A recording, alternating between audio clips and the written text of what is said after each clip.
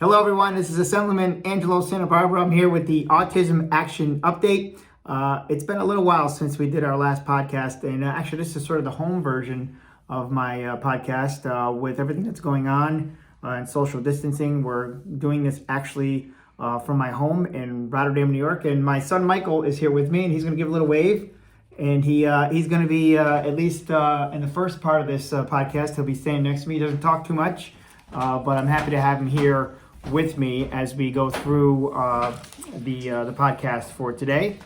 And what I'm going to do today is actually go through a recent blog that I published, and it's called COVID-19 Preparation Tips for Families Affected by Autism. And as people know, I am the chair of the New York State Assembly's Committee on Autism Spectrum Disorders, and to create these helpful tips for families affected by autism, I worked with a group that was recently on my podcast, and that group is called the International Board of Credentialing and Continuing Education Standards, also known as IBCCES. So thank you to the group for helping prepare these tips.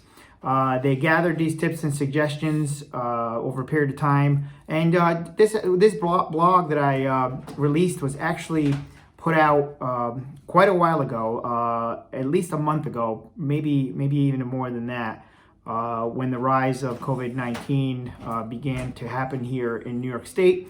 And these tips, of course, are tailored for individuals and families with a loved one on the autism spectrum, but keep in mind that they can be helpful for many individuals. So the blog is on my Times Union blog. You can find it on timesunion.com. You can also find it on my website, nyassembly.gov, under Assemblyman Angelo Santa Barbara, of course. And so what I thought for this blog, for this podcast, we are going to go through some of these tips. There's a total of 4 tips in each section of the blog that I put out. Actually is broken down into further sections. And we're going to go through them right now, but again, you feel free to print out the blog off my website or any one of those other areas where I have it posted. It's also going to be published in Autism Spectrum magazine, which is a publication that I believe is monthly, and people can also access that off of my website, or if they have any other questions, of course, they can always call my office or send me an email. So let's get started. Tip number 1, stay informed. The most important thing you can do is make sure you have a conversation with your kids, providing the facts, providing statistics, and do that as soon as possible. Make them fully aware of what's happening, make them comfortable so that they understand the situation. The goal, of course, is not to scare anybody, but just provide information and help people feel informed and prepared. That's a very important part of all this. And when it comes to having loved ones on the spectrum, that is something that can be very helpful. Of course, be mindful of the other influences that contribute to anxiety. That anxiety can come from television, come from a number of other sources, and potential misinformation that can be shared by other people. Just be aware that other sources can influence that anxiety. My son has that anxiety. He gets very anxious when he feels like he doesn't know what's going on, or when things are changing very quickly.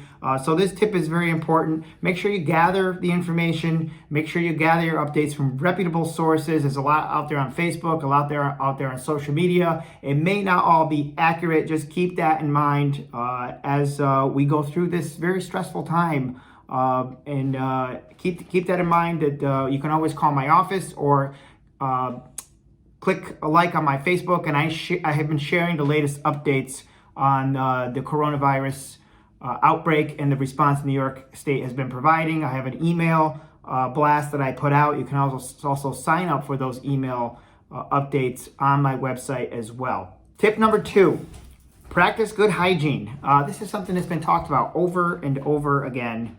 Wash your hands often with soap and water, or use an alcohol-based hand sanitizer. Hand sanitizer is not so easily found right now, as we have seen in recent news that there's a tremendous shortage on a number of things.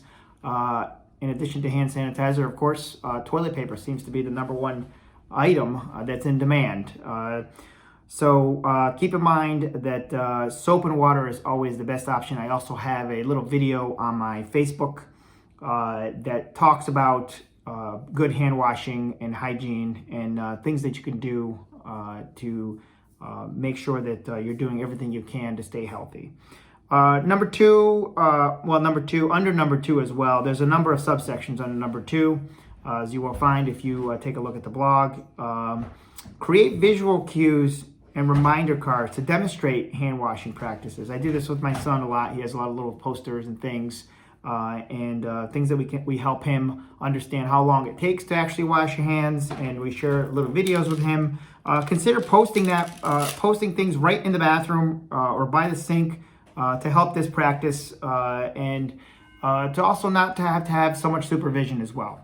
That also under section 2, cover your mouth and nose with your elbow or a tissue when you cough or sneeze. Again, it seems very simple, but we can all use reminders on this. We want to avoid the spread of COVID-19 as we see the outbreak happening here in New York State. We want to all do our part to make sure that we are conveying this information, including to loved ones on the autism spectrum, to make sure that we're doing all we can to keep them safe and to keep them practicing good hygiene. Avoid touching your eyes, nose, and mouth if your hands aren't clean, but the truth is you should just practice doing this all the time. Avoid touching your face when you have, you should avoid touching your face, and sometimes it's hard for me to do. I have a habit of touching my eyes, I have a habit of touching my face, and I've been practicing myself to avoid doing that, especially during this very critical time. You don't want to be touching your face. Avoid close contact with anyone who is sick. Of course, with social distancing now, 6 feet, you want to stay 6 feet apart from anyone. You want to make sure you maintain. We just did a food drive in the city of Amsterdam. We wore protective gloves and a mask, but we did adhere to that strict 6-foot separation. It's important that we convey this information back home as well, how important it is that we do that and avoid close contact with anyone, especially anyone who may be sick. Avoid sharing dishes, glasses, bedding, other household items if you are sick. If you are in the house and you have other members of the house using dishes, glasses, silverware, whatever the case may be, you want to avoid sharing that if possible, especially if someone is going out to work, coming back, going out of the house. This is something where symptoms don't show up right away. You want to make sure you're doing all you can to stay safe, even with those loved ones in your house. As I said, these preparation tips are for families affected by autism, but they can be helpful for many individuals. Clean and disinfect surfaces that are often touched. That seems like something that gets overlooked as well. This is something that should be done frequently, whether it's at work, at the home office, or in your home. These surfaces should be cleaned and disinfected as much as possible. Nowadays, we have been working pretty remotely, not going up to the state capitol as much, and doing things via video, using technology to the greatest extent possible. A number of conference calls. Don't forget those phones, or if you're using a phone, to make sure that's cleaned and disinfected as well, especially if someone else uses your phone or whatever the case may be. It's important that we share this with individuals. My son has an iPad that he carries around with him all the time. And it does need to be cleaned and disinfected. It's something that he handles quite a bit. Not only I want to make sure that he washes his hands, but I also want to make sure that the device that he touches, the technology and things that he uses, he has a few rubber bands that he uses for self-stimulation. Those items, keep in mind, they also should be cleaned and disinfected, especially if they are set down or have been your loved one, your child has been with that item for several days. It can pick up germs along the way, so consider that as well. And of course, now we're in New York State here, 100% of non-essential workforce is at home or working from home. Schools have been closed. How long they will be closed is unclear right now. They've extended the deadline just today, and public areas, again, you want to avoid gatherings in public areas. You don't want to be in close contact with other people if possible. And this is something that everyone is doing their part for the health of our community. So that completes tip number 2. Again, practice good hygiene. If you miss any of this, again, download the actual document, the blog, from my Times Union blog or on my website, nyassembly.gov. You can download that as well. So I'm going to move on to tip number 3, remain calm. And again, this may seem like common sense here, but it's important for parents and caregivers to portray a calm demeanor during emergencies, such as things like a quarantine, travel delays, other significant changes in routine or mobility. So my son does rely on routine. He does have OCD. He does have rituals that he goes through, but he also relies on daily routines and things that he does on a daily basis. Of course, his school has been closed, where that routine exists throughout the week, and we've done our best to try and replicate it here at home for him. But that's going to vary from time to time.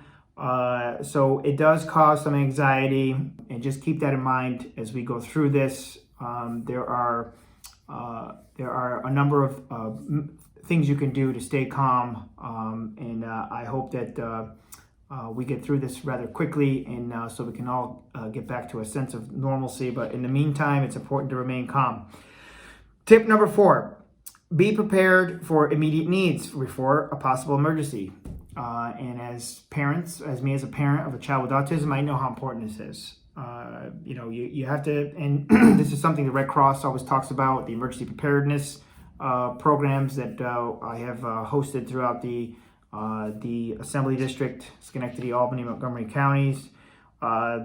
Create a network of friends, relatives, co-workers that can help you in an emergency. Don't be afraid to ask for help. To make this plan ahead of time, the Red Cross is a great resource that can be done online. If you go to their website, they can help you create these emergency plans.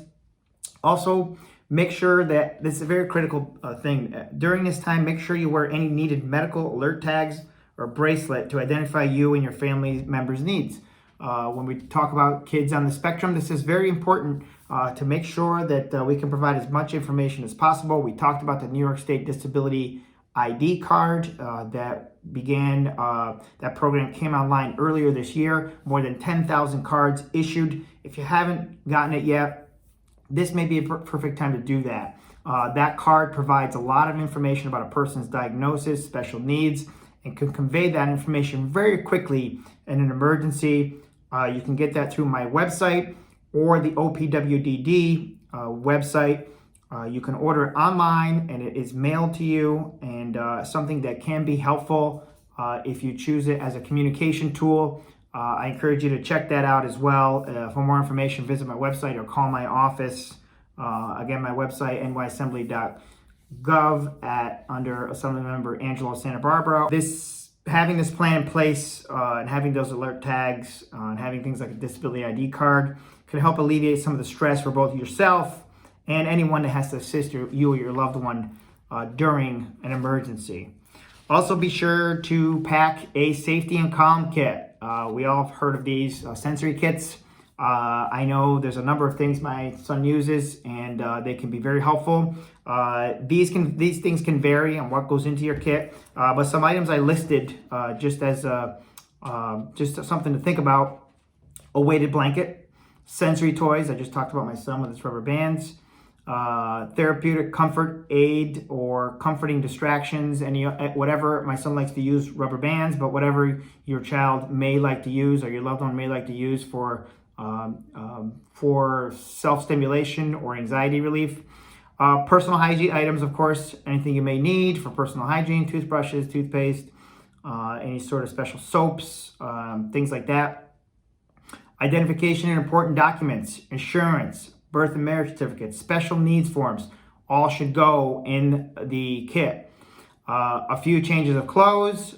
This is the Red Cross is great with providing a list of other items that can go in sort of what they call a go kit, but we call it an emergency kit. I have a backpack that I have in my closet here at home and in the trunk of my car. The iPad we just talked about, an iPad that has a charger as well. Don't forget the charger. Because the charger, you'll be surprised how quickly that battery runs out when you're not near a power source. And any headphones. My son doesn't particularly like to wear headphones, but sometimes those headphones, a lot of kids like to wear them and they are comforting. Earplugs, headphones, eye shades, any sort of other things that may be needed for sensory needs. You should look around, collect all the non-perishable foods that meet dietary needs or restrictions. And make sure that those are on hand if needed.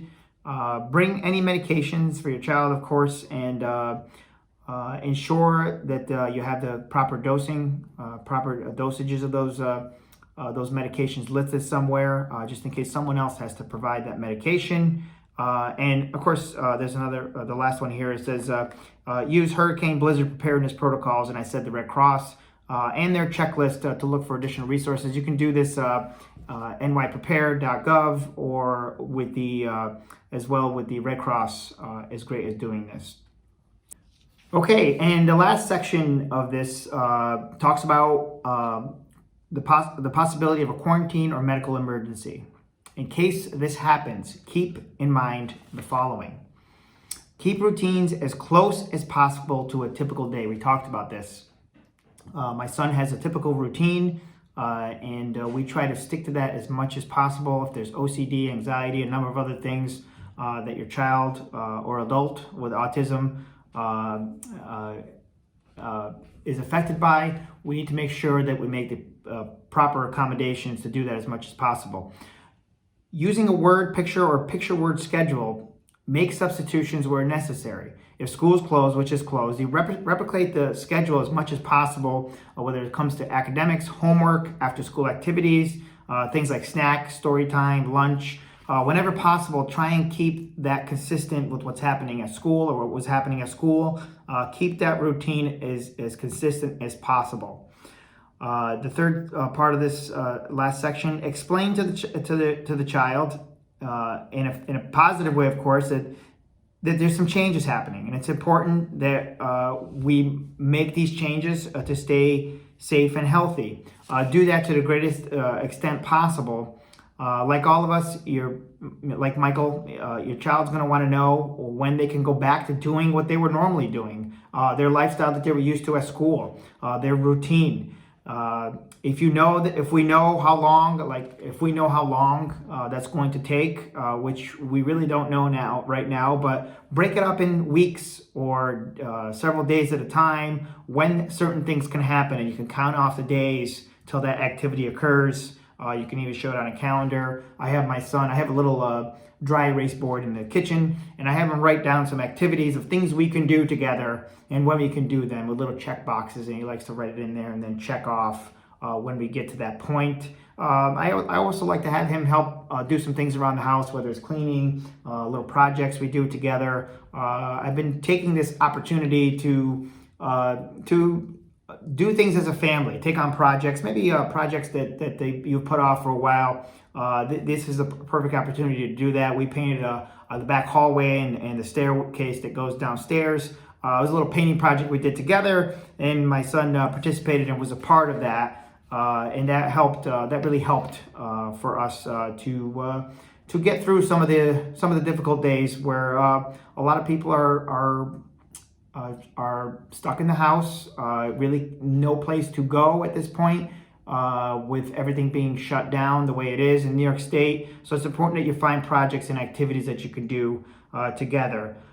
Similarly, it's going to be important to explain why a parent or a family member has been quarantined should that happen. So make preparations for that as to why a family member is away, if there is a quarantine or self-isolation happening. So that is just sort of a rundown of the preparation tips for families affected by autism. But again, they're useful to many people. I encourage you to download this blog, my Times Union blog, and also from my website. For more information on what's happening with coronavirus in New York State, you can visit health.ny.gov, or there's a dedicated hotline, a New York State hotline, 1-888-364-3065. That's 1-888-364-3065. I am full, although we're not at the Capitol at the moment. We are conducting business through technology in things, whether it's conference calls, working from home, and a number of other ways. But know that I'm fully supporting the additional staffing, the equipment, whatever the New York State Department of Health is requesting at this time for the coronavirus response here in New York State.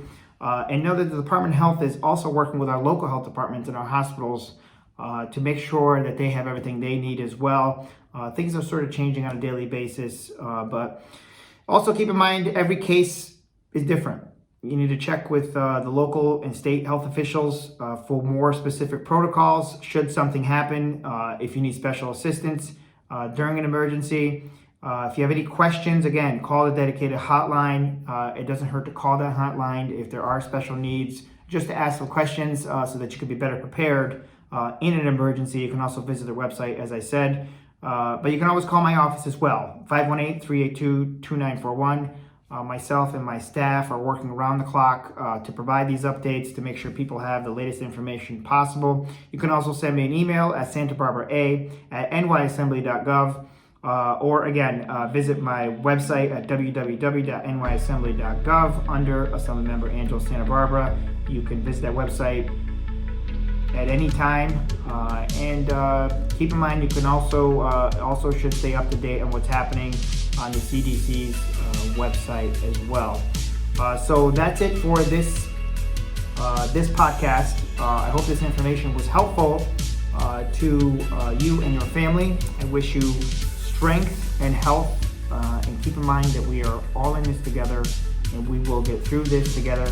And I'll see you here next time. Thanks for joining us.